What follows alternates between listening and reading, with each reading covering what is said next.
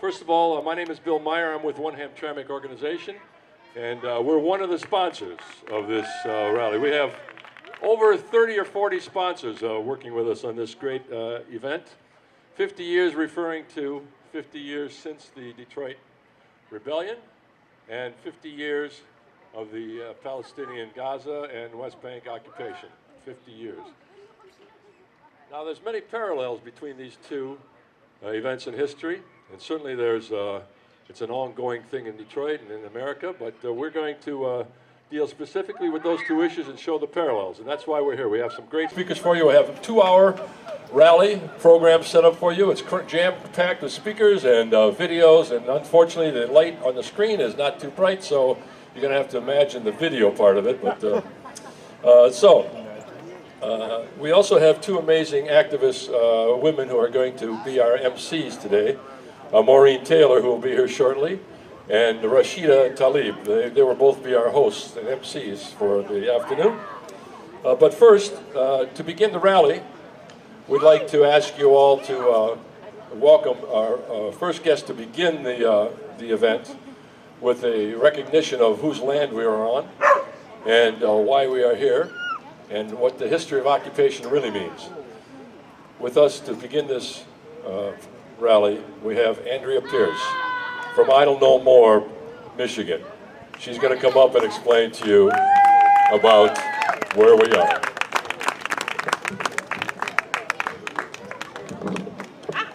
Where are we? Indian lands. You talk about an occupation, huh? 500 plus years. So we get started. Bonjour. Wasno de Kwe Indigenous Wakanaka Singodawa Nadojaba Mapua Nadodom. I am Andrea Pierce. That's my Christian name. The name that my people and my creator know me as is the Northern Lakes woman.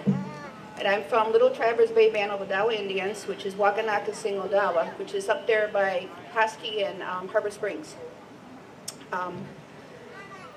Earlier today, you may have witnessed my Uncle Chris. He was walking around, and I believe Sue was helping my Aunt Sue, was smudging the grounds here. And what that does is that it cleanses and purifies the area that we're in so that we all come in a good way. Ah, thank you. I'm a total one.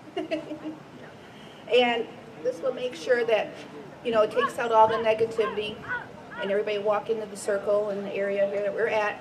And you'll just feel loved and clean. So, miigwech, thank you. So, as you heard, I was part of I Don't Know More, Michigan. And these are Indian lands. We are now on Turtle Island, which comes from what you guys call Canada, Alaska, the Americas, both north and south, is all Indian land. This is all indigenous. And this is all part of the 500 plus years occupation that we have been surviving, trying to survive. Quite a few of us didn't make it this far. I often tell people I'm the granddaughter and granddaughter of the two grandparents that survived residential Indian school.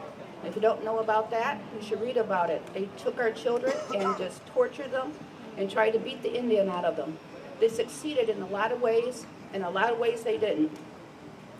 So, and we have a story about that. And we have Columbus Day, which, by the way, we can't stand. He is what we consider the first serial killer. The way he came across and brutalized, tortured people here. And if you're not aware, the Nina and the Pinta are now in Traverse City. They did a recreation of it, and they decided to come to the tribal lands right there in Grand Traverse Bay, where they were met by Native Americans Thursday. So we're doing education series on that. As people come up to see these ships, they're meeting up with the Native Americans that are local to the area, and they're being taught about Columbus and what he actually did and brought to these stolen lands. So when we talk about stolen, I keep hearing all the time about the immigrants. If you're not Native American, you are an immigrant to this country. And I thought about that, and that is not entirely true. Because on this stolen country, we have the Native Americans who really are oppressed. We've been mistreated, but we also have the people from Africa. And they are not immigrants. No way, shape, or form should they ever consider themselves immigrants. They are stolen. They were stolen and kidnapped from their own country, their own lives, their families. They lost their culture, and that is something we must be considerate when we're talking to African Americans. They are the stolen people of this country, and they need to have that respect. And the Native Americans understood that when they first got here, and they were treated as slaves and had the auctioning blocks, and we were part to help with the Underground Railroad. We were sneaking people through the woods, because who knows what's better than the natives. And that was how we helped. That was our role in that. We snuck people through from one end through the south and brought them up to the north to Canada. So the Native Americans were all part of that, because we are always going to be stronger together. And anytime you see somebody who is not doing well and having a hard time and being treated racially or oppressed, you need to find out, what can I do to help? Because we are all stronger together.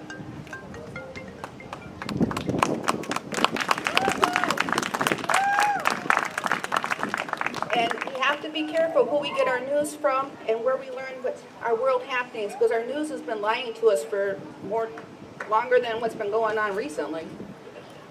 When you read about history and you hear about the battle of this, that the English and the French won, when the natives won, it was a massacre.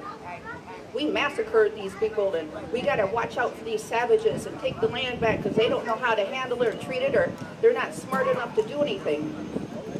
But we beat them several times. And they had to bring chemical warfare to win us. Those blankets and the corn that were poisoned, and that's what they're doing now. They're poisoning our water, they're poisoning our foods. That is all part of to get rid of the people in these lands, all of us. We need to watch what we're eating, we need to watch what we're drinking. And that's what Heart of Dapple was about. If you watch that, anybody know about the Dakota Access Pipeline? Oh, that's good to hear. You realize when that was up there, when they were in North Dakota, who was the attackers? The main attackers against peaceful people that did not have weapons. We had one weapon, prayer. That's what our weapon was prayer. And we had to go up against militarized police sent in from all over the United States. Every state, just about, most of the counties had people there, their SWAT teams, to take care of people, to get them out of there, because they need to have a pipeline going through. And that Bismarck, North Dakota, did not want, so they forced it on these people. And now they have a pipeline they did not want. But we have our own pipeline. We have Line 5. In case you guys aren't aware, there's a national protest going on September 2nd, Straits of Mackinac, to shut down Line 5. And everybody, this is your personal invitation. I Don't Know More Michigan is a sponsor. You're all invited. Thank you. And remember, we are stronger together. Ladies and gentlemen, you all know Maureen Taylor. Let's welcome Maureen Taylor to the stage.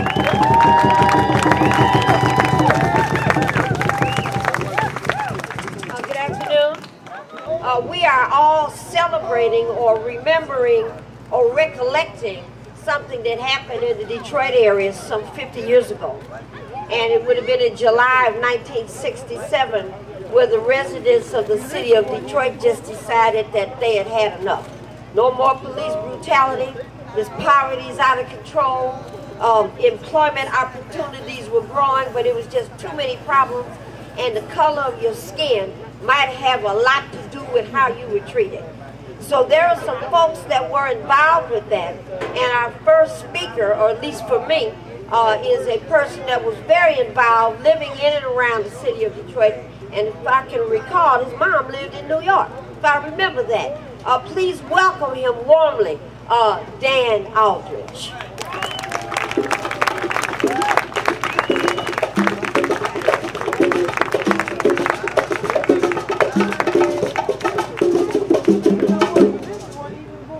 I'm just playing that because I'm from Harlem, New York, by the way.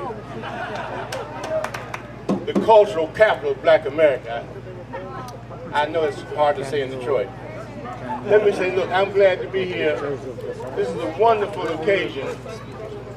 I'm thinking about it in terms of, you know, we are the world. There's something happening right now. We've all been talking about the empire falling apart, the empire falling apart. The truth is right now, guess what? The empire is falling apart. It is in trouble. But the truth is we live in the empire. So if the empire is in trouble, guess what? We're in trouble too. So the question for us is, in that face, where is the hope? My sense is looking out here today is to know that we are the world. We are the world. The world looks like us. It is so vital that we come together and that we unite and that we not let all of our artificial differences separate us. The truth is, humanity is one. There is one humanity. And at any time we forget that, and if we forget that any one of us is more important than the others of us, we made a terrible mistake. 67 was vital. Yes, I was involved in 67. I was involved in what became the Algiers Motel incident and then the Algiers Tribunal. Much of what you see about now in this movie on Detroit is pure fiction. That's okay. It allows us to have the conversation. We need to have the conversation about the enormous history of police brutality in this town and what has been done and what has not been done about it. Because in truth, much of it is going on around the world and this country. When you see Kaepernick taking a knee because of the killing of young black men and women, and the NFL is doing nothing about it, we must make a decision, which I have made, that I'm boycotting the National Football League. They don't have to boycott me, I'm boycotting them. We need to organize positive, progressive programs for young people during that time. We can fill that time with DVDs, with music, with education, with all kinds of things. We need to have a vision about what to do with young people's time. In 67, that was a time of intense work in the street. We need to begin to organize and take advantage of what we have. What do we have? The biggest thing that we have is each other. There are all kinds of people. We're black people, we're brown people, we're white people, we're red people, we're yellow people, we're gay people, we're straight people, we're old people, we're young people, we're all kinds of people. That's our strength. We come from all of the continents of the globe. We are the world. We've got to begin to see our hope is in each other. The moment we forget that we all are part of each other. I want to make one request for this next year. In honor of what's taking place, has taken place in Detroit in 67, what's taking place and has taken place in Palestine, I'm wondering if by next year this time, we can make next year the year of the gender. That Detroit can be the first city in the United States to declare that we are going to do everything we can to eliminate the separation of gender, to eliminate gender oppression, and organize for gender justice. This is something that we can do. No one has ever done this in the United States. Let's imagine the entire city organizing the entire year to end gender oppression. It's a difficult thing to imagine because we can't do it. But all of the stuff that people do new, no one can imagine. People couldn't imagine the 8-hour day, could they? That stuff was unimaginable. When I first went to work, you couldn't tell the boss that you wanted to be off. Tell you in a minute, you're working today. I said, I can't work today because I'm planning to go out with my girlfriend because of her birthday. No, you're at work tonight, and she'll have to plan some other time. All that kind of stuff has changed. We've got to change. All of us who are men have got to take responsibility to change the way we interact and the way in which we deal with women. We've got to do that for ourselves and for our children. And if we make that commitment, not just for other people, but for ourselves, so that we can become different men, us. We can become different people. We can face up to our issues, our faults, and we can have the strength to do what? Not just confront the enemy out there, but to confront the enemy in here. I think that's our challenge. So, congratulations to all of you. I'm so glad to see the multifaceted, multicolored, diverse America that there is, and I'm convinced that we are the world and you are our future. Amen. Mambo, Tio Puente, Tio Rodriguez, Tio Rojas, Mambo Santa Maria, Chumbo Silva, Willie Bobo.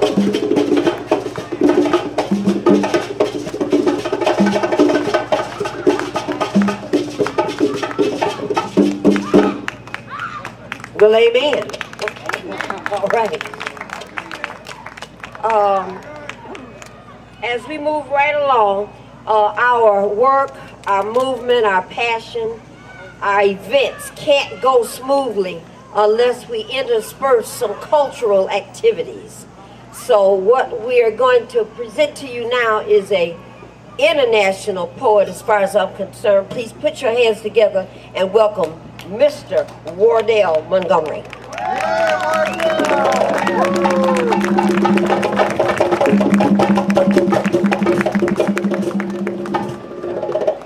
All right, thank you very much. In 1967, I lived about 4 blocks from the Algiers Hotel, and a National Guard was parked right outside our house. And I wrote a poem from the perspective of a child. It was controversial then, and it's probably controversial now, but I'd like to share that with you from the perspective of a young child, and it's called Christmas in July. There was a young lady who lived over a store. My cousin burned it down. She doesn't live there anymore. Everyone was excited, having lots of fun, and Daddy went out again with a shotgun. Mama said, we'll go window shopping today. Through the broken windows, we went shopping and didn't pay.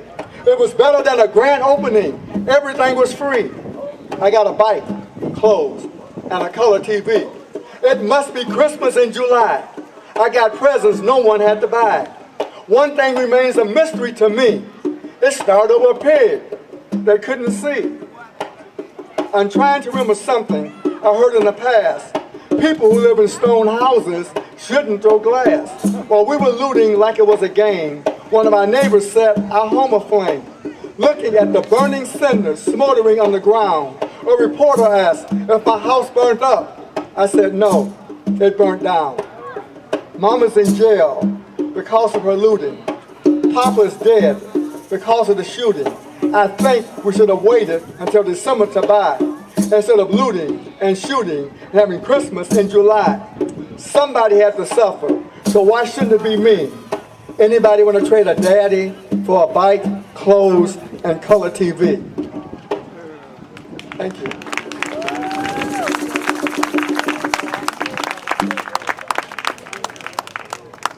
And this one I wrote a couple years ago, and I dedicated to the powers that be, and I call it, Can You Sleep at Night?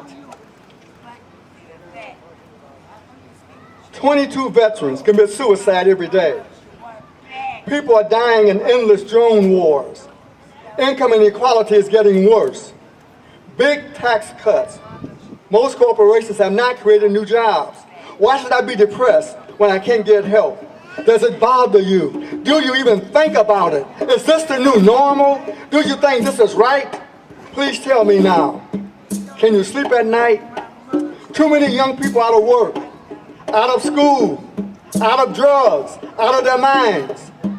The wealthiest 85 people on the planet have more money than the poorest 3.5 billion people combined. Italians, Belgians, and Japanese are wealthier than Americans. A poor DC kid asks, is Hungary the new capital of America? Is this the new normal? Do you think this is right? Please tell me now. Can you sleep at night? When we, the jazz people, lost our spirit, our rhythm, and now suffer from the blues in this, our country. Can a progressive tax plan without loopholes make us feel more equal and safer as we dream pleasant, nutritious thoughts of early to bed, early to rise can make this country healthy, wealthy, and wise? Is this the new normal? Do you think this is right? Please tell me now. Can you sleep at night? Thank you.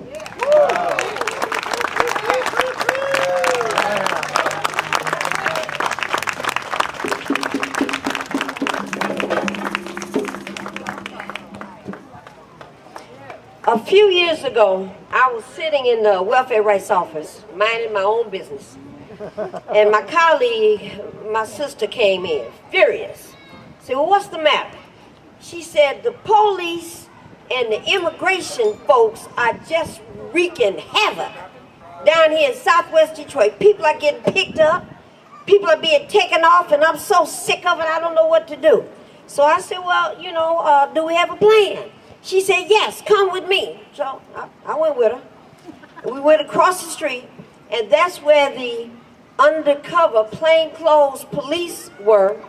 I don't know how she knew that was their office. But we went in, got on the escalator, elevator, went upstairs, knocked on somebody's door, and she started arguing with the guy. I want you to stop this. What's going on is bad. This is a terrible situation. I don't know where you think you are. It's the United States of America. We don't do this here. And she was talking to a guy with a lovely suit jacket on and a gun.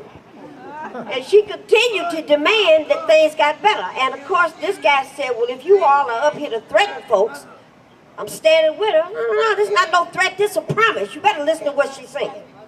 They invited us in. We had a long conversation, and we left the building.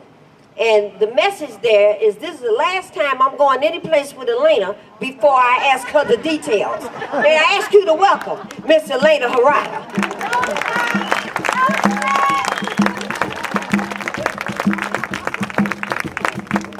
Sometimes you got to do something even if you don't know what to do, right?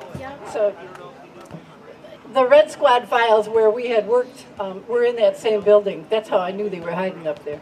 So I wanted to just thank you for joining, even though we all seem like we're preaching to the choir sometimes, don't we? We are kindred, and there are so many people here that are under siege. I just came back from talking to one of my daughters who tells me that she's terrified. She's terrified of violence against her person. This is something like, for many people, this is not new ground, but there was insults hurled and people can say things, but now people are actually emboldened to hurt each other in the street. And this is a very scary time.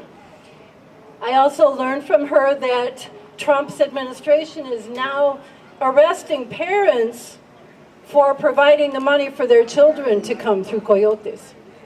So if you're here and your children haven't been brought here yet, you have to pay somebody to bring them. They're arresting them for that. So I say that not to say how terrible the situation is or how bad it's gotten, but to say we are clearly now all under siege. We are officially under siege because it's officials that are laying siege to us. But I ask you to look around, and there are very few of them. There aren't very many of them. And you saw that guy that had gotten involved in that racist demonstration in Virginia? He's crying all over Facebook. He's weeping, crying, wanting pity. And nobody wants to talk to him because he's part of a hate group. They're full of shit. They're terrorizing people, but they're actually terrified. If they're afraid, it won't take much for us to push back. I'm asking us all, whether you believe in violence or nonviolence or whatever it is that you believe in, stand strong Don't run away. They are scared of us. Thank you.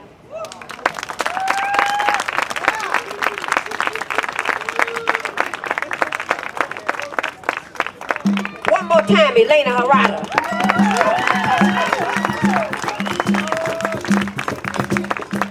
All right, once again, it's time for us to bring to you a little culture and some words of wisdom by our artistic community. We would like you to welcome Mr. Felix Sirls to the microphone. Come on, Felix. Jane and Jan comes home again, hurrah, hurrah. I said, and 1, 2, ready. When Jane and John march home again, hurrah, hurrah. We'll give a hearty welcome, then hurrah, hurrah. The men will cheer, the girls will shout, the people will come out. John come marching home. And John and Jane Smoking guns come after, you know, before, when the steel is still cold, while the lead is still molded and the blood has not yet been unflowed. I said, smoking guns come after. After the last streams have died and soldiers following orders committing genocide, yeah, smoking guns come after. After the smoke, sulfur from the lips of presidents, yeah, smoking guns come after. After rainforest turns to napalm, after grain turns to starvation and dead waters fall on creation, smoking guns come after. After pulling the trigger, it felt so good as the body fell. I knew it would on a dead dirt street where TV networks played on monkey bars and hung from swings. Look, on the merry-go-round, there's a smoking gun again. Smoking guns come after. After it's too late to recant. Plants that held nature, it's easier to rape her when smoking guns come after. After tribes drum no more laughter. Their bodies hung on rafters, feeling the heat that dies with smoking guns. When smoking guns come after. When John and Jane march home,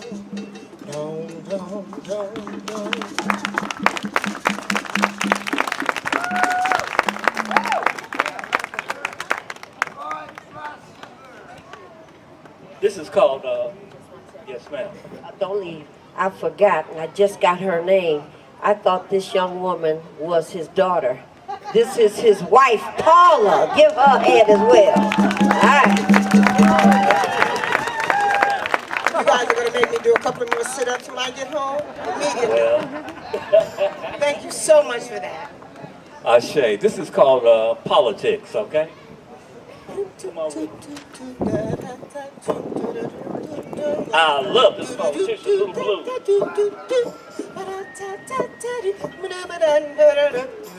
I love this politician, say he pays all my bills. I love this politician so hard, I really think he's real. He promises me everything, the golden ark and the brass ring. In the court, he can really sing. I say, I love this politician. The blues is his song. While he takes my green, then splits the scene. My pocket's getting lean. Don't get mean, he'll call you a lie. Talk about apple pie. He'll call the cops just to stay on top. I said, I love my politician. He won't let go. Like the devil in the church house, like the ice in the snow. He'll ask you to follow even though he won't say hello to you. I say, I love my politician. Instead of leading the way, I'll follow. That's why I went out and voted for him today. You see, I must love this politician. I said, I love this politician. Say, I pay all his bills and he don't even care how I feel. I love him anyway. Maybe someday I'll have the heart to pick him up and throw the bastard away. I said, I love my politician today.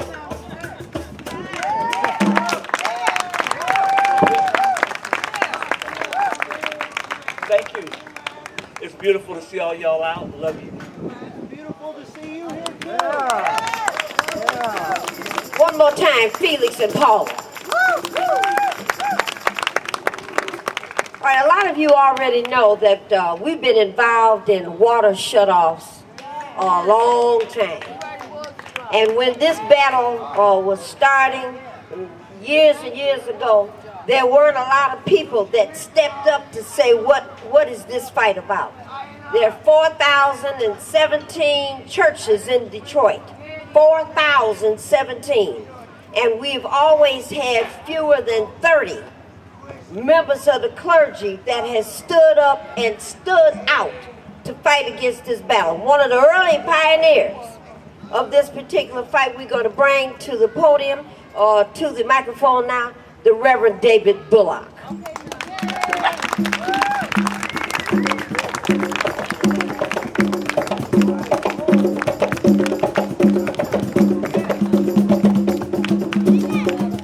No justice, no justice, no justice, no justice. Let me hear you make some noise.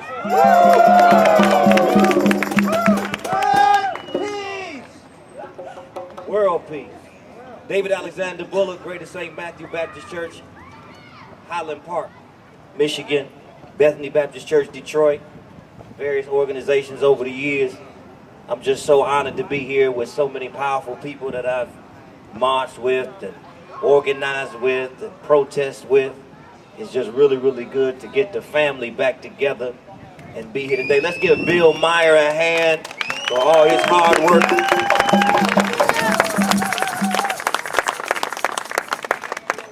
I know if you're like me, this isn't your first rodeo. You've been here before. And it's always good to get the choir together to sing some songs and do some chants. But after we sing, we have to continue to make the action of the movement manifest in a way that's impactful. And I've always wondered why hate seemed to organize so well. We watched Charlottesville, Virginia, and we saw the so-called outright. We watched Donald Trump ride into the White House on a magic carpet of white supremacist rhetoric. Yep. It was not shocking. It was just eye-opening.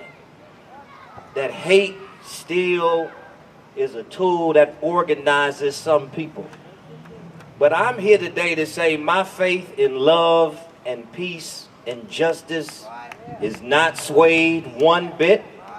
I'm not falling for the rhetoric of the mainstream media that somehow Detroit, Chicago, Watts, Atlanta, Washington, D.C., the United States of America is not an inclusive country. It is not a country that is built for, made for, and sees a future for everyone, no matter their creed, color, race, or experience, that this is a place for the people and by the people. I still believe that today, and I'm wondering how many of you all still believe that today too. Now, 67, there was a so-called rebellion. They had to pervert the power of the message by making a fake docudrama called Detroit that was not about the rebellion at all. It was about a couple of musicians at a motel. But we realize now, those of us who know the history, that the same concentrated poverty, the same racism, the same structural issues that existed then continue to exist now. And so we still have work to do. And so I just came by today to simply say one thing. Don't give up. Keep on fighting. Keep on doing the work. I know you get tired sometimes. I know you get frustrated sometimes. I know sometimes the progressive movements gets pushed all the way to the left. Don't get the media attention. Don't get the notoriety.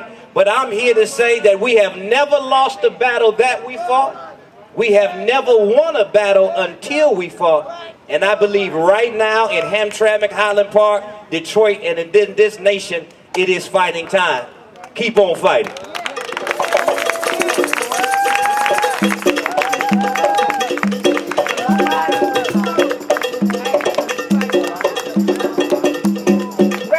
David Bullock.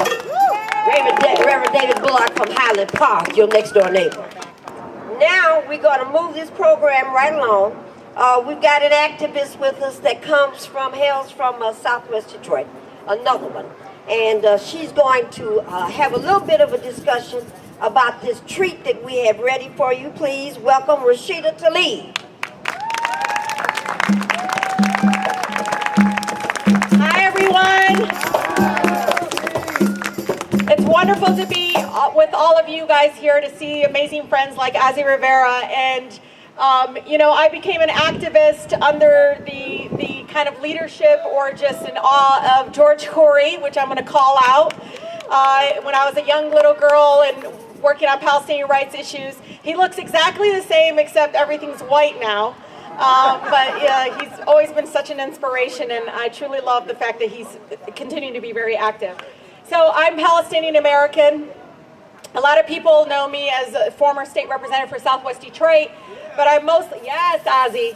And one of the things that some people always say, well, where do you get your strength from? You're so strong. And I always say, well, my grandfather was shot 11 times because he refused to be removed from his home in the West Bank. And he survived. And we would go and visit him in Palestine, and he would literally show every single hole in his body.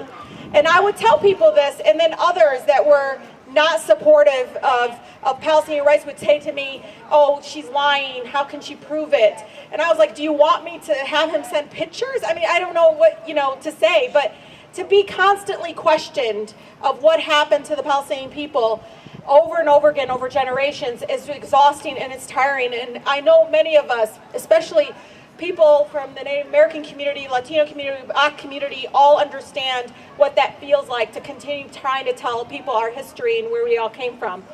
I'm also really proud of the fact that we started a new chapter here called Blacks for Palestine in Detroit, and you can all find a Facebook page about some of the events that we're going to be having. We meet primarily in the Cast Commons, and Baba Darryl's here, and you can always go up to him and ask him what's going on with the group. So we are now getting to the video before we get into our next speakers. As Huwaida Arraf and Amer Zahr come up, please enjoy the Freedom for Palestine video. Give it up for Huwaida Arraf and Amer Zahr.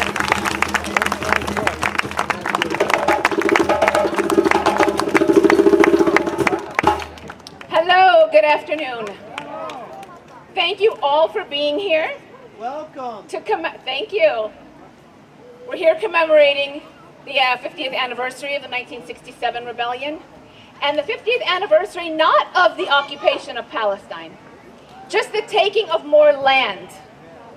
In 1967, Israel took over the West Bank and Gaza, but in 1948 they had taken over 78% of Palestine, which is where I'm from, which is where Amer's from. They now call Israel. In 1948, they destroyed and depopulated over 500 villages and made 750,000 Palestinians refugees, and those refugees are still languishing in camps, mainly in the Arab world, but around the world, holding on to the keys of their homes. And Israel says they can't come back. Why can't they come back? Because they're not Jewish. That would decrease the amount of Jews in the state of Israel, and Israel doesn't want that. What we're asking for now, even though 78% of our homeland is gone, what we're asking for now is freedom and equality, the right to live in the homes of our ancestors, under a government that represents all of us, whether you're Jewish, Palestinian, Christian, Muslim, whatever you are. But that's not allowed because we're not Jewish. And that is the kind of racism that we still see around the world, that we're still fighting, that we see manifest itself, and that we have to speak out against. In Palestine, what Israel's doing is demonizing the victims. Hear how Donald Trump said both sides? If someone says both sides, Israel and Palestine, we'd feel lucky, because we don't even get that. We are the terrorists, we are wrong. And just as I was driving over here, a friend texted me, He's American, he's over in Palestine. He just said, my group just saw Israeli soldiers shoot a Palestinian man that was on the ground at least 7 times. At least 7 times. And you know what you'll hear, if anything? That he was a terrorist. He was going to attack the Israelis. But you know where this was? In occupied Palestinian territories where soldiers are. This man was down, and they shot him 7 times. Under occupation law, this is a war crime. If it was civilian law, this is murder. And this is happening every day. Israel not only doesn't want us to come back, but it wants the Palestinians that still manage to stay to leave. And how are they doing that? By making it almost impossible for people to stay there. They close off your cities, towns, and villages. They build walls, they build checkpoints. To get from one area to another, you're treated like an animal, or animals are treated better than Palestinians are if they try to move within their own enclaves. Gaza is completely separated. I have friends who haven't seen their families in Gaza, who only live an hour away, in over a decade. In over a decade. And Israel controls everything that goes in and everything that comes out of Gaza. It controls the food that comes in, anyone that wants to go out. And now it has cut the electricity for the people of Gaza down to 2 to 3 hours a day. That's all they have power. So they can't run their plants, they can't clean their water. They can't, we think, oh, how are we going to charge our cell phones? How are we going to watch television? How are we going to listen to the news? They're worrying about how they're going to run their hospitals, how they're going to keep their incubators running, how do stores keep things refrigerated. It's 80, 90, 100 degrees there. And that's all considered okay because the people that live there are all terrorists. I know we don't believe that, but let's keep shouting it out. Because Israel has closed off the people of Gaza, and now, they had Facebook and Twitter, and now they barely have that. And so if we don't remember them, if we don't speak out, they're languishing, all forgotten.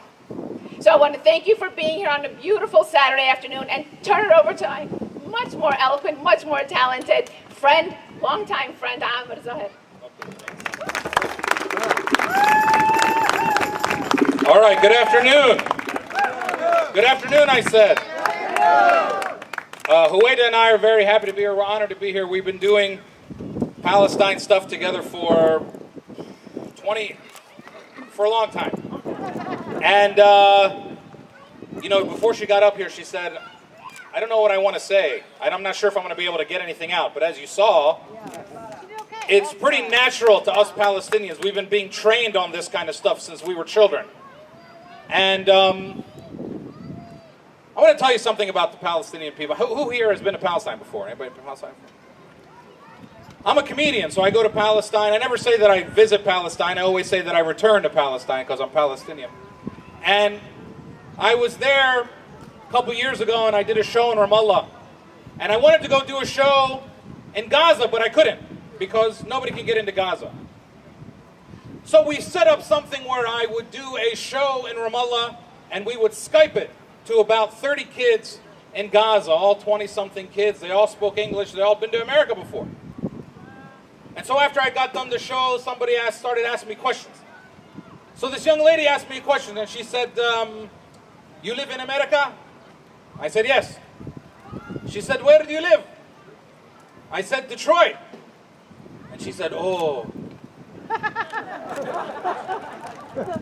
She said, I came to America. And I went everywhere in America. And it was a beautiful country. And then I came to Detroit. And I saw Detroit. And I said to myself, what can the people of Gaza do to help the people of Detroit? So if you want to understand the spirit of the Palestinian people, we are looking to help. There might be a fundraiser for Detroit tomorrow in Gaza. We live in this world now with this new guy who's our president. I don't like to say his name very much, but this new guy, and last year I was working for a presidential candidate. I was a surrogate, and I was going around the country for a guy named Bernie Sanders. And I would run into Trump people all the time. And they would just see, they didn't know where I was from, but they just, I look a little off, not white enough for them. And they say, go back to your country. Go back to where you came from. And I would always tell them, I say, I don't know if you watch the news. I'm Palestinian. I've been trying to go back to my country for like 70 years. And it's not working out. Palestine is so much like what is happening today in America. This idea that a land is God-given. This idea that a land only belongs to one group of people. White supremacy is as alive in Palestine as it is here, maybe even stronger. Because there aren't people within that community over there combating it as much as there is here. You know, people read about, you read about segregation and apartheid in history books. We don't have to read about it. Go to Palestine. It's the living museum of all of this stuff. Sorry, I don't want to curse. All this stuff. And so we stand here today asking everybody to keep talking about Palestine because we're winning. We are winning. I can tell. You know, who is that a 30-second clock? Does somebody just give me a 30-second sign? Like, got a little kid walking around with a made-up 30-second sign? I'm a comedian, man. I don't give a shit. I'll just keep talking. Let me say this. If you want to be optimistic about anything about Palestinians, let me just tell you this one last thing. In 1948, when they kicked a lot of us out, I'm a result of those refugees. Huwaida is a result of those refugees. They did a pretty good job. They kicked out 750,000 Palestinians. Those are millions now in the world. However, 150,000 Palestinians remained in what is today Israel. Now, in 1948, Ben-Gurion said that the old will die and the young will forget. That has not worked out for them very well. Okay? Some of the old ones are still here. I don't know where George Khoury is, but some of the old ones are still here. And there are 6-year-old Palestinian kids walking around America today that will tell you what village their grandparents got kicked out of. So it has not worked out for them. And those 150,000 people that remained in Palestine in 1948, if they had grown after 70 years at the normal average population growth rate of the world, they would be around 450 to 500,000 people living there today. Do you know how many they are? 1.7 million. They drop bombs, we drop babies. So we have not forgotten, and we never will, and we ask everybody in Detroit and beyond to keep talking about Palestine every single day. Thank you very much.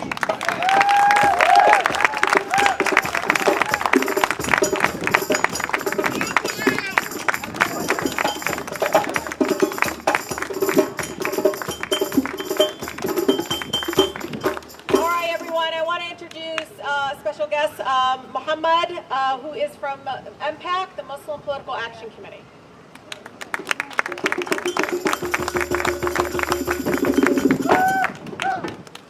Hello, everybody. Hello. Palestine, it's a land of holy place. That's the place where the thousands years of harmony and peace and justice before these 70 years of massacre. And when we try to do something, it's all come as a bombshell. So we like to tell you this. There is no recess. There is no and, if, or but. This is the time we all must stand united with the solidarity, peace, harmony, and justice for the rights of the Palestinians. May live Palestine long, and God bless Palestine and the United States, and we will be survived and revived. Thank you so much. That's it.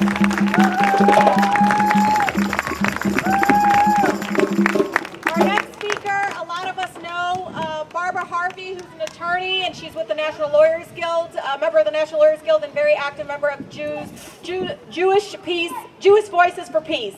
Come on up, Barbara. Before coming here, I wondered how I could possibly talk about this subject without discussing white supremacy, given Charlottesville and what's happened. And then this morning I realized that everybody here is talking about white supremacy, in one way or another. It is the subject of discussions of race in the United States, and it's the subject of just about everything in Israel and Palestine. The bottom line is that the defining characteristic in both Israel and the United States is the color of our skin. The Israeli occupation, which, as Huwaida has said, is an occupation of the entire area, not just of the West Bank, East Jerusalem, and Gaza. It's a military presence. People don't realize that occupation is military. There is no democracy, no equality, no justice, no laws. There are only military rules that come and go at the quirk of military officers. And you never know, for example, when the next 24/7 curfew is going to be imposed. You don't have any advance notice that it is going to be imposed. It could last 24 hours, 48 hours. You haven't had a chance to go out and buy anything. It could last for 2 weeks. If your kid sticks his head out of the window to see if maybe the IDF, the Israeli Defense Forces, are gone, he may end up with a bullet in his head for violating the curfew. The way you find out if the curfew is gone is by risking your life to stick your head out the window. This is a brutal, brutal way of life. There is no free speech. There is no due process. There is no fair trial. Children 12 years old are thrown into prison and into solitary confinement.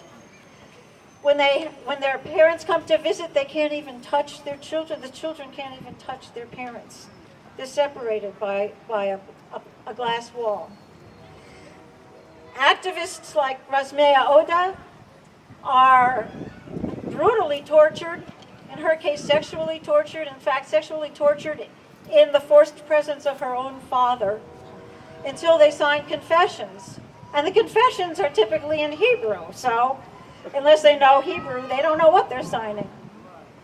And the conviction rate, which is by military tribunals, not by civil courts, is actually more than 99%. It is 99.74%. The chances of your getting convicted are nearly 100%. The right to a permit to repair the roof on your house exists on paper only if you're Palestinian. If you have a roof that is crumbling, and let me tell you, after 50 years, your roof may be crumbling in the hot sun. It probably has already crumbled. You cannot get a permit to fix it. If you decide you can't live in the house anymore without fixing it, and you go ahead and fix it, then your house is on the list for demolition and it will be demolished. So this is a powerful form of ethnic cleansing, because if your family has no place to live in anymore, it has to leave. The Israeli occupation is about one thing only: white supremacy. That is what it is about. And it's white Jewish supremacy. It's not confined to the West Bank and Gaza and East Jerusalem. It exists in Israel in the form of the hypocritical way in which the laws on paper are actually enforced when it comes to Palestinians. In Israel, there is no constitution, and so in Israel, what they do is they simply pass a law that makes it a crime to advocate boycott, divestment, and sanctions peacefully from Israel, which is what they have done. So we need to pay attention to Israel, because it would be very easy for this country to become a bigger, more powerful, every bit as ruthless state of Israel. We cannot afford to not pay attention.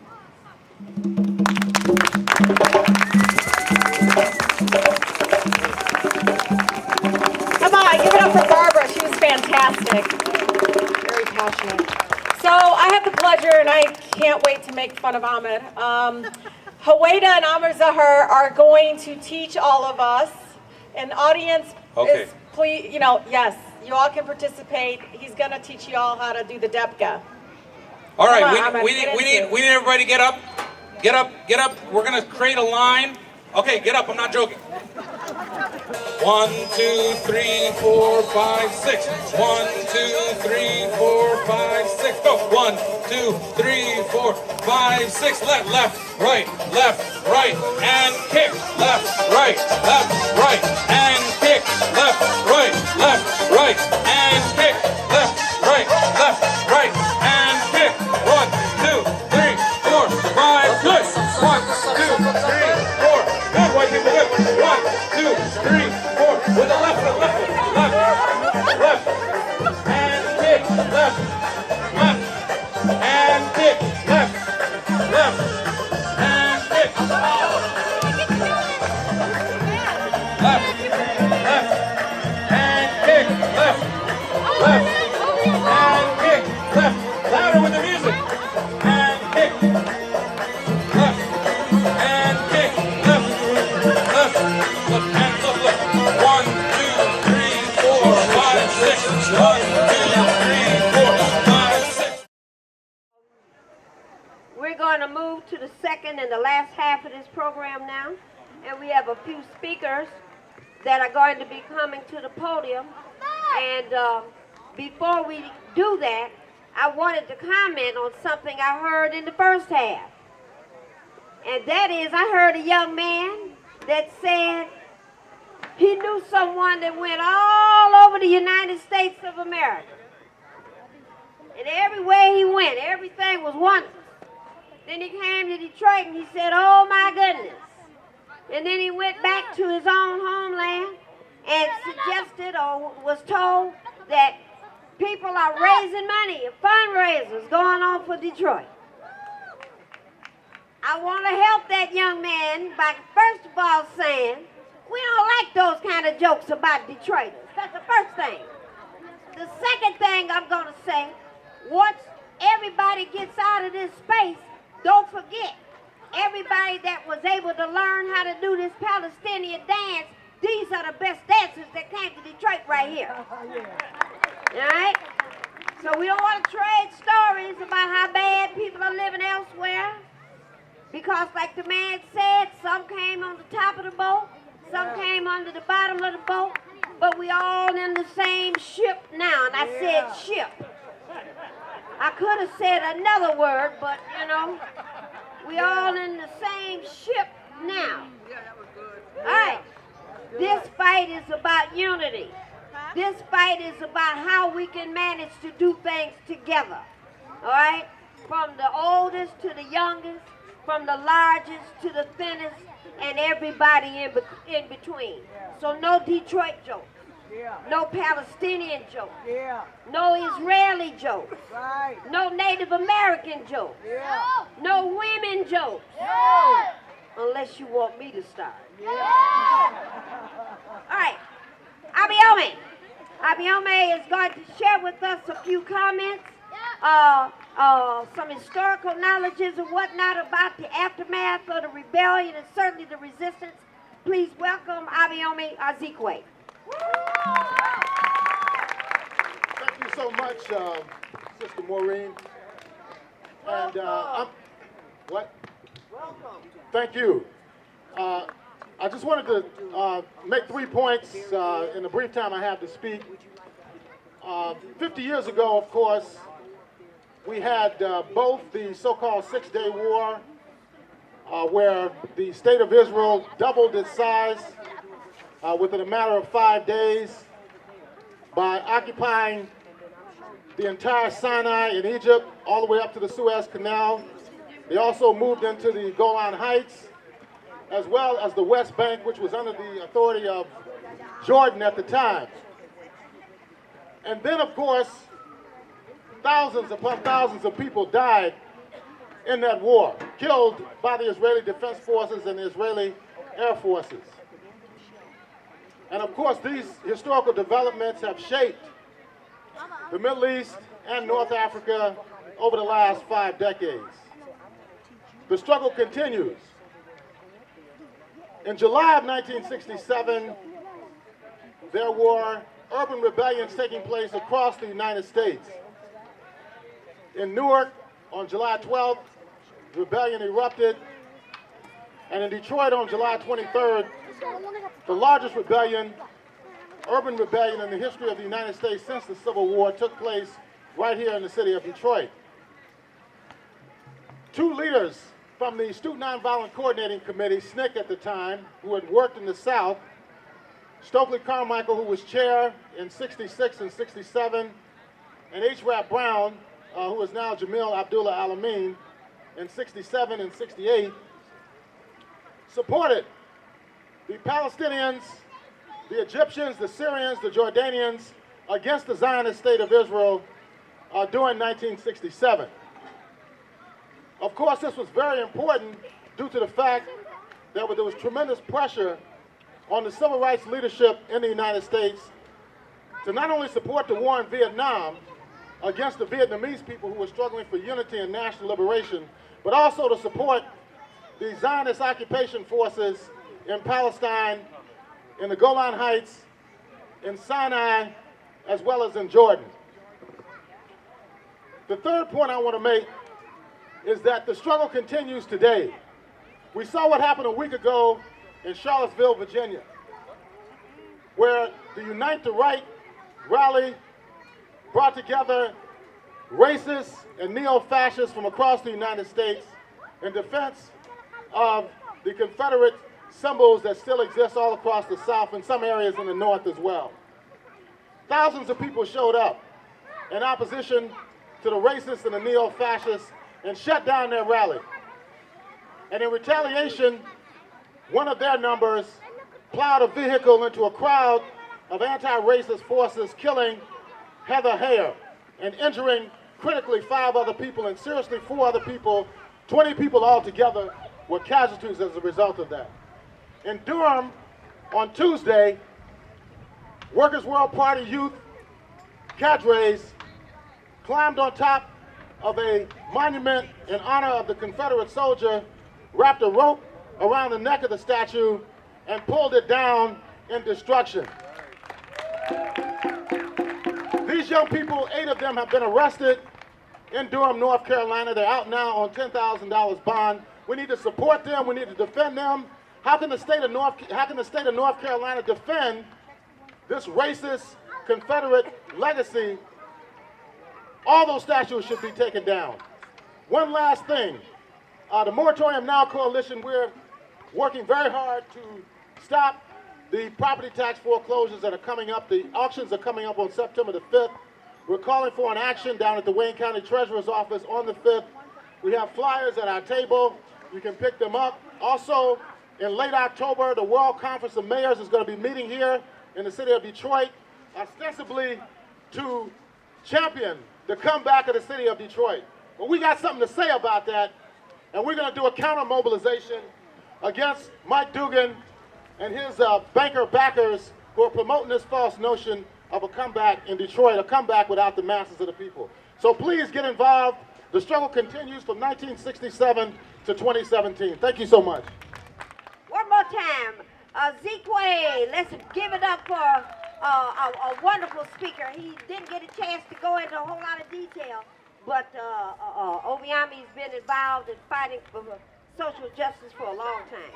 We're going to bring up Mr. Larry Gabriel. Larry Gabriel is going to bless us with a few comments and a few thoughts. So welcome, Larry Gabriel.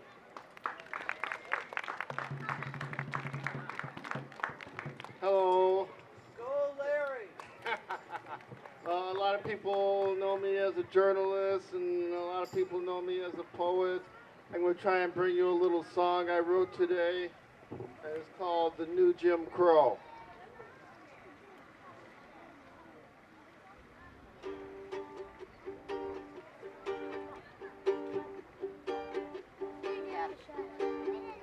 They locking up our brother, let the white one go. For equal offenses, it's a new Jim Crow.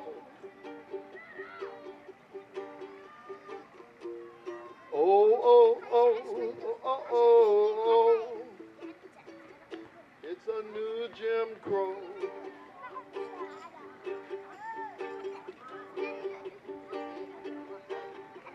Your Walking down the street, they come and say that you're next to take up residence inside the prison complex. Oh, oh, oh, oh, it's a new Jim Crow.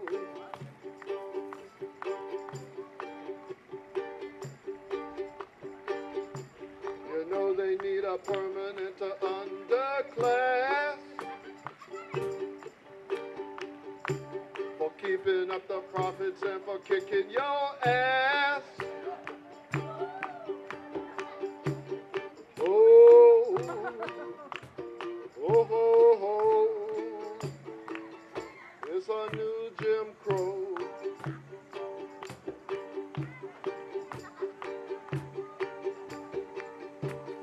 Oh, oh, oh, oh, it's a new Jim Crow. It's a new Jim Crow. It's a new Jim Crow. Thank you. So now we're going into our final half where we combine the rebellion and the occupation together, and we're really pleased to have Kristian. Oh, before we do this, can everybody really thank Maureen Taylor? She did such a wonderful job.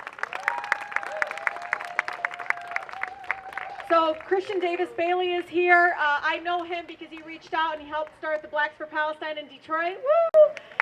So with that, I'm going to have him come up here and do the next part.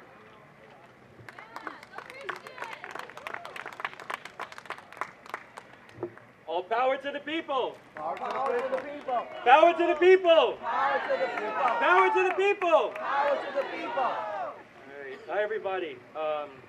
Can you hear me okay? Yes. Great. So first, I'd just like to invite some folks in the back to bring out a banner. This is a banner that we just made in honor of the event to talk about what we need for our communities here and what we need for our people in Palestine. Justice for Detroit, justice for Palestine, liberation for the people. That's why we're here today. So I had the privilege of being one of the 3 people that wrote the script for the video that you just saw, alongside a Palestinian poet named Remy Kenazi and a black woman from Philadelphia named Mari Morales Williams. And I just wanted to give some context to why that video was created. So we wrote that video in the middle of the 2014 war on Gaza, when Israel for 51 days was bombing the Gaza Strip, destroying hospitals, destroying schools, destroying homes, and destroying over 2,000 people's lives, including 500 children. And at the same time that this was happening, the people in Ferguson, Missouri rose up against the murder of 18-year-old Michael Brown, and they rose up against the decades of police repression that they've been experiencing in Ferguson, Missouri. And so for us, we said there are all of these similarities and common narratives and struggles between our situations.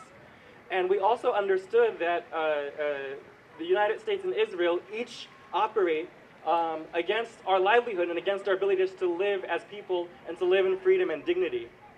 And so I think it's important for us to understand when we look at what happened in Charlottesville last weekend, that we do have individual white supremacists that we need to fight against.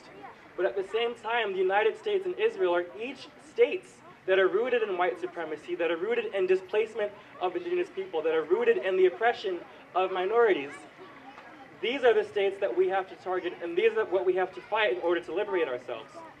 And I just want to take a minute to think about the narratives that we hear about each of these places. So when we, those of us that are from the city know what it's like, but other people, when they look in the news, they see, oh, Detroit, it's violent, everyone's criminal, it's too dangerous, there's nothing going on there, it's empty. Well, these are a lot of the similar narratives that are used against Palestinians, that they're violent, that they're terrorists, that they're criminals.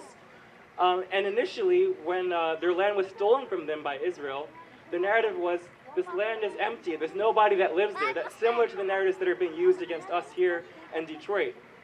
And so when we look at Detroit, when we look at Palestine, we understand that it's not an accident that we're in poverty. It's not an accident that we experience all the injustices that we do. In each of our situations, what you see is, in the case of Detroit, a majority black city rising up and saying, we want control over our own lives. In Palestine, you see the indigenous population saying we've been colonized for 50, 60, 70 years. We want self-determination over our own land, and we're rising up. And what happens when we rise up? In the case of Gaza, they put a blockade around them and make them the largest open-air prison in the world. In the case of Detroit, they starve our city for decades of resources and opportunities to the point that we're killing each other, to the point that we have no opportunities to live to our fullest extent. And so why we're here today is because we as the people, we have the power in order to liberate this land, in order to create the communities and the societies that we need. And we have a very, very special situation here in Detroit because we have the largest black city in the country, right next to Dearborn, the largest Arab city in the country. We have a large and thriving native population here that are the indigenous and original inhabitants of this land. We have our immigrant family from all around the world, from Yemen, from Bangladesh, from Iraq, from Lebanon, from Syria. This is a very, very powerful place to be in this country, and we have the opportunity, if we unite across our communities and across our differences, we really have the opportunity to create the world that we want to see for ourselves. And so that's the challenge for everybody here, is not just today to be here and to listen and to support, but when we go home, we have to go home to our communities. We have to teach our families about Palestine. We have to teach our families about the theft of indigenous land here. We have to teach our families about the black struggle. We have to teach our families about the war in Yemen and how this country is bombing some of the family members of our people in this very community. And it's going, as I said, it's going to take all of us standing together, working together, fighting together in order to liberate ourselves. So I want to end with the chant. I'm not sure which chant I'll end with. No, let's try. From Detroit to Palestine, we fight for liberation. From Detroit to Palestine, we fight for liberation. From Detroit to Palestine, we fight for liberation. From Detroit to Palestine, we fight for liberation. All right, Ashe, thank you. Ashe-o. One last note, actually, in the last 10 seconds. So I forgot to say that the folks standing up here are part of a new and developing initiative in the city called Black for Palestine. And so we recognize that as black people who experience oppression under this state, we also have to be in solidarity with people outside of this country that are being oppressed by the U.S. or by militaries around the world. And so the purpose of us being here is to say that we as black people are in solidarity with Palestine. We have a Facebook page. It's facebook.com/black4Palestine. And we hope to see more of you as we develop more events in the city around the connections between our struggles. Thank you. All right, I'm so excited because I've seen her perform and share her poetry before. And Tawanna Petty, as she comes up here, I know you're all going to truly enjoy it. She's extremely powerful. I think it was it at the Justice Conference? Yeah, she was remarkable. Anyways, with that, everybody, please welcome Tawanna Petty.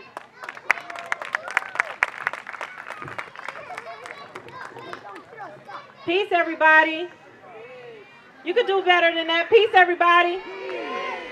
All right, so I'm honored to be part of this program. I had the opportunity to spend 10 days in Palestine, to stay in the Gaza Strip and to see, to stay in the West Bank and see firsthand the Israeli occupation and have military weapons pulled on us and see how that the things that are happening in Palestine are very violent and brutal. And so I'm honored to be part of Black for Palestine, new developing Detroit cohort, to do some intercultural and intercultural resistance. But anyway, without further ado, I will do a poem to let you know where I stand as far as my views go on this moving from allyship to co-liberation.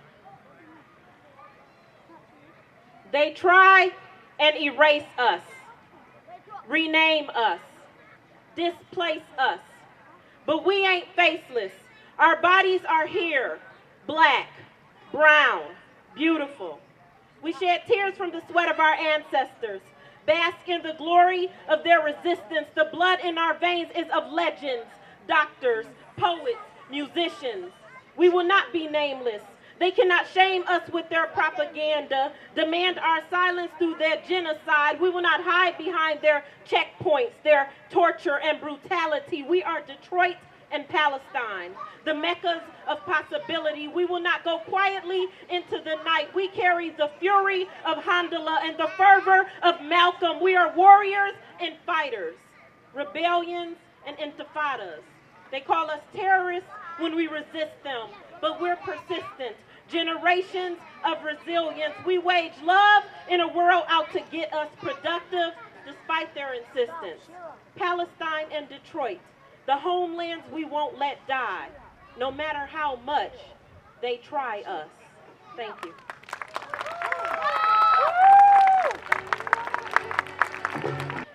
So I wanted to come up here and introduce our keynote speaker for today.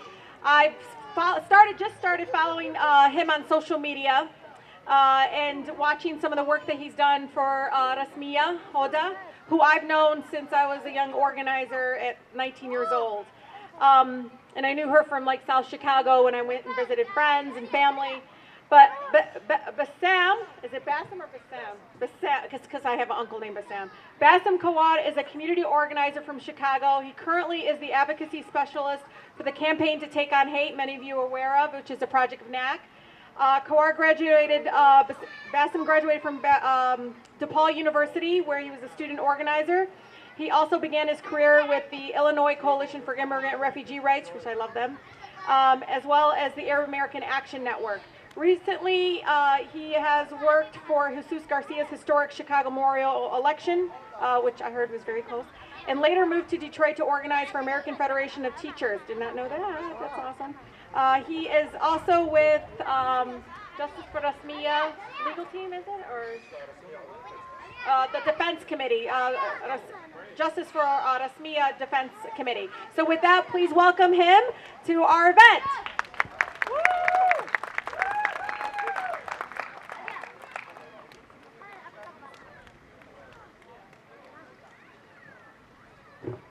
All right, good evening, friends and comrades. How are we doing this evening? It's been a long one, huh? I am honored to be back in Detroit to participate in such an important event, especially at such an important time when white supremacists are marching in Virginia and earlier today in Baltimore and many other states, and when the highest office in the land emboldens them to do so. I'm sure that Ammo George already pointed this out, but I would like to point it out again. The literature that was finalized mentioned 50 years of the occupation. But we must recognize that this occupation has been going on for 70 plus years, since 1947, when 800,000 Palestinians were forced out of their homes. At that moment, 55% of historic Palestine was given to the white settler colonialists who only owned 6% of the land. It is also 50 years since the Detroit Rebellion, and we have come together to commemorate the important historical moment because we are still in rebellion in this city and in this country, especially in the Black, the Latinx, and other oppressed communities where racism, white supremacy, and national oppression still dominates everyday lives. USPCN is honored for the opportunity to have worked on this day of unity with Black for Palestine. Please give it up to Black for Palestine. The Detroit MLK Committee, Progressive Arts, our cousins, the Jewish Voice for Peace, the Palestine Office. A little bit about USPCN. We are a national Arab and Palestinian organization with chapters in seven different cities. We organize in the U.S. in support of the liberation of Palestine, with a focus on supporting the boycott, divestment, and sanction campaigns, freedom for all Palestinian political prisoners, educational and cultural activities, and direct action organizing that challenges the Zionists everywhere they are. Many of you may also know that we are the main institutional leader of the Rasmiya Defense Committee. Our almost 4-year campaign to win justice for Rasmiya is winding down. And although Rasmiya is going to have to leave us soon, our defense work in Detroit, Chicago, and many other cities around the country helped educate thousands about the Palestinian cause. And we put Israel on trial in the federal courts and in the public opinion. And we have the Black for Palestine and many other movement for Black Lives organizations to thank for supporting Rasmiya and her defense campaign. In 1947 and 1948, almost 800,000 Palestinians were exiled when the settler, colonialist state of Israel was formed. Those Palestinians and their descendants now make up the largest refugee population in the world, with figures ranging anywhere between 5 to 7 million people. In 1967, Israel took the rest of Palestine. The military occupation of the West Bank, Jerusalem, and of course the continued siege on Gaza terrorizes Palestinians. Israeli soldiers stationed in Gaza during the brutal 2014 assault that killed over 2,000 Palestinians, including 500 children, finally admitted that we have known for decades, what we have known for decades, that military forces deliberately target civilians. Today, the economic situation in Gaza is worse than it's ever been. The UN and other international bodies have reported that it might be inhabitable in less than 3 years to live in Gaza. Gaza has 3 more years to live. Military checkpoints and apartheid wall destroy our land, prevent the unity of families, and keep children from making it to school and patients from making it to the hospitals. In Jerusalem recently, Israel installed metal detectors and security cameras at the entrance of the Al-Aqsa Mosque. 3 Palestinians were killed and thousands injured, before Israel was forced by the resistance to remove those barriers. At the same time, Israeli laws that discriminate against Palestinians in Jerusalem, as well as settler violence against Palestinians in Jerusalem and the West Bank, are official policies meant to force more and more Palestinians out of the country and to consolidate Israeli control over the greater Jerusalem. Many, if not most, Israelis do not want Palestinians or Arabs around at all. In addition, close to 7,000 Palestinian organizers and activists are also repressed as political prisoners in Israeli jails. And many of you here joined our work earlier this year to provide US-based support for over 1,500 of them who went on a 40-day hunger strike, which won basic humanitarian needs and again put Israel's occupation on trial. The violations against Palestinians inside Israel are also brutal. Netanyahu's coalition is the most racist and right-wing government Israel has ever had, which is very disturbing that we're seeing similar fascism here in the US. Many parliament and cabinet members have no problem making openly racist and hateful remarks about Palestinians. But even more dangerous, laws are in place and new ones are being proposed that make structural and institutional racism legal against Palestinians in Israel. This is the real face of Israel. Year after year of negotiations has been a huge failure because Israel continuously demands recognition as an exclusive Jewish state, which goes against equality and democracy, against our rights to return, self-determination, and independence. These are rights that cannot be negotiated, and we will never give up. I am sure that my description of Israel and its policies sound very similar to what Black, Latinx, as well as Native and other oppressed people in this country have struggled against for centuries. When Ferguson police killed the 18-year-old Michael Brown in August 2014, the people of Ferguson rose up and were subjected to a military-style crackdown by local police department, dressed like combat soldiers. Palestinians clearly recognize the similarities. We know the anger, the outrage, and the motivation to rise up against law enforcement policies and push our communities to the margins of humanity. The police crimes against Black people in the US is very similar to what we experience in Palestine from the Israelis. Legislators, courts, media, cultural personalities, law enforcement, education, business, and every other aspect of US society criminalizes and dehumanizes Black people.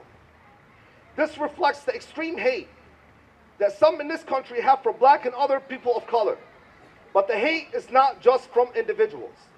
It is encouraged and supported in many political and media circles that makes us out into uncivilized criminals.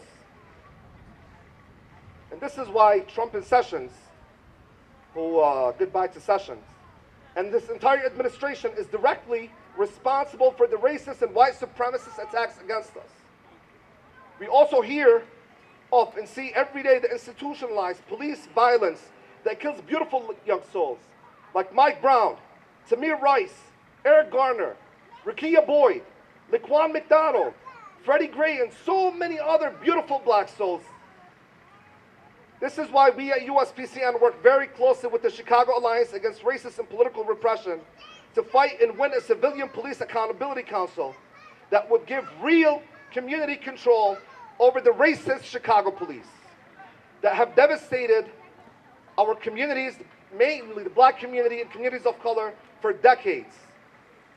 So of course, as we commemorate the Detroit Rebellion, the LA Rebellion, the Watts Rebellion, and the Chicago Rebellion, the Newark Rebellion, and so many others, because we have to be in constant state of rebellion in this country against racism, white supremacy, and exploitation.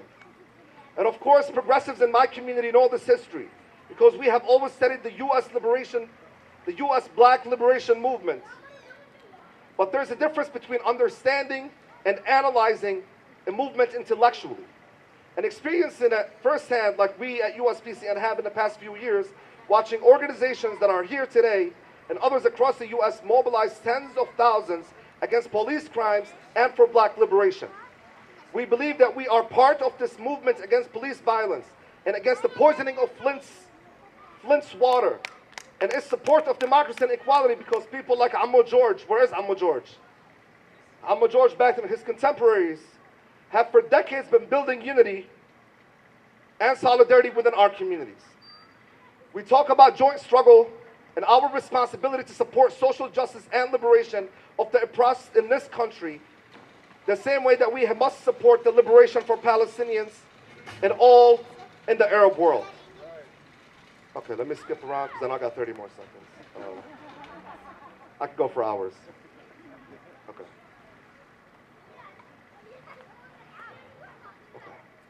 At USPCN, and I could probably speak on behalf of the Palestinian and the Arab people, we stand in unqualified and unequivocal unity and solidarity with the black community of Detroit that is rising up against racism, white supremacy, inequality, and police violence. The struggle of the black liberation movement in this country and anti-colonial struggles in Africa, Latin America, and Asia have always been an inspiration to us all. We continue to find inspiration and strength from those struggles and today's. We are winning against Israel, and our mass movements are winning against the fascists in the White House. I will not say his name again. And all forces of reaction here as well. We live in the belly of the imperialist beast, and we know that black liberation in this country will lead to the liberation of all. Thank you. Okay, thank you, Bassem Kawar, all the way from Chicago. Thank you so much. We've got one last final exciting thing for you all to participate in, but first, before we do, I want to remind you that this is a rare event, and you are very special people for being here. This is one of the first times that we brought these two issues together. The issue of the occupation and the issue of civil rights in America. There's many parallels, as you've heard throughout the afternoon. We're going to introduce you now to a very special lady who I've worked with the Forgotten Jazz Opera, and she's a great singer, entertainer, dancer, and she also is going to be a dance teacher today. Although you probably already know how to do this dance. But we're going to ask you all to get up and learn how or to do the line dance. But before we do that, I want to mention, after we finish this, we want a group photograph of everybody here in front of the stage here after the dance. So stick around for the picture. Ladies and gentlemen, Lynn Marie Smith is right here. Let's give her a nice welcome. All right, all right. What a wonderful program. Give yourselves a round of applause. We're going to end the program with the universal language of music. Turn it out. Five. Do that. That's it. 1, 2. Turn it out. 1, 2, 3, 4. 1, 2,